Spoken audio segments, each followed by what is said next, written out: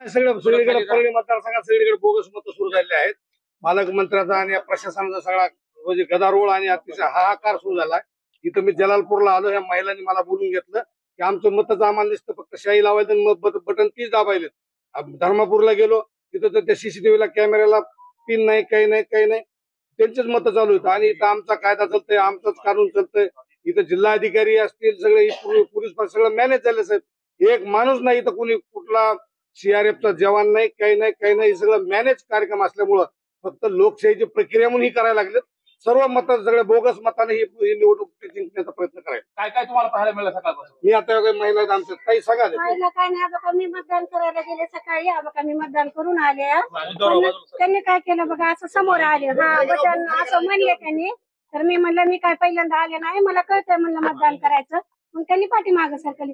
माझ्या पाठीमागं माझी मुलगी पण होती बघा. मग तिला काय म्हणले, तू पहिल्यांदा इथं मतदान आहे, इथं कुणी बघू नका, बाजूला सरका.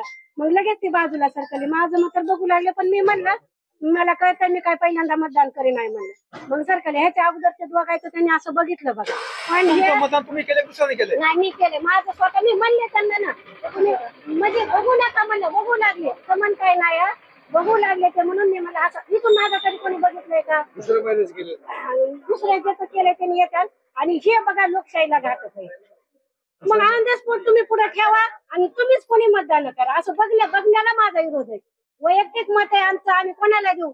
आम्हाला ज्याने विकास केला त्याला आम्ही मत देऊ, पण तसं त्यांनी करायचं हे मत आहे आमचं.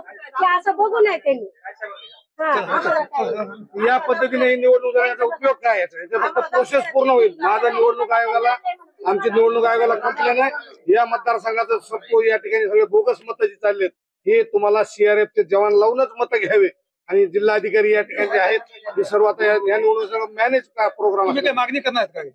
मी या ठिकाणी जिल्हाधिकारी साहेबाला म्हणण्यापेक्षा मी निवडणूक आयोगाला मागणी करतो की या ठिकाणची सर्व निवडणूक ही बोगस निवडणूक होत आहे.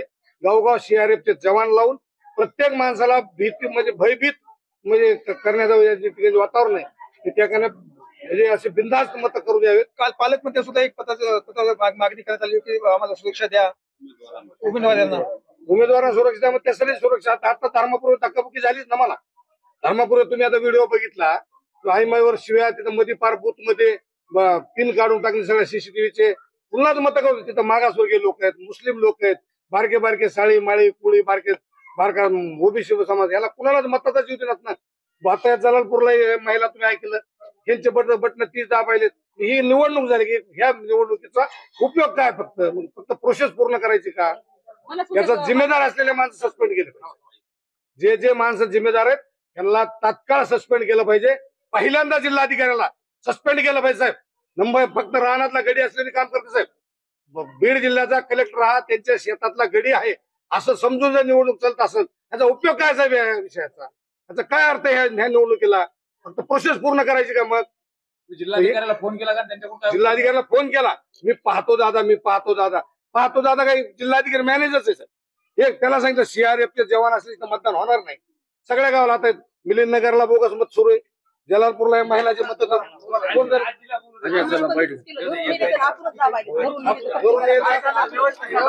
काय झालं ते व्यवस्थित सांगा. तुम्ही मतदान केलं का? केलं, पण केलं म्हणलं बाजूला सरकार नाही इथं दाबा वापरू बघायचं. मतदान तुम्ही केलं का दुसऱ्याने केलं? मीच केलं, पण दाबायला वापरून दाबायचं, हे दाबा तेच दाबा करायला. तुम्ही आता काय म्हणत की आम्हाला मतदान करू देत नाहीत? करू मतदान द्या. केलं का? मी केलं, पण ते दाबा माहित नाही हेच, मग त्याच्या व्यवहार ते दाबा लागायला. हीच दाबा तिथं कोण आहे लोक? आता तिथं आम्हाला काय बायला ओळखी कोणाचे प्रत्येक जणांना आम्हाला हेच करायचं. या पद्धतीने जर असं निवडणूक प्रोसेस चालत असेल तर या निवडणुकीचा मी धिक्कार करतो. परळी मतदारसंघामध्ये ज्या पद्धतीने पालकमंत्री धनंजय मुंडेंनी अराजकता निर्माण केली आहे त्याचा मी जाहीर धिक्कार करतो सर्व समाजाच्या वतीनं, म्हणण्यापेक्षा मतदाराच्या वतीनं. आणि मतदार सगळे भयभीत करून या ठिकाणी फक्त तुम्ही बघितलं रात्रभर सगळा नंगा नाच. 5,000ला एक मत, 3,000ला मत, 4,000ला मत, नुसतं पैशाचा दुरळा, सगळे गुंड सांभाळलेत आणि धिंगाणा चालू केला.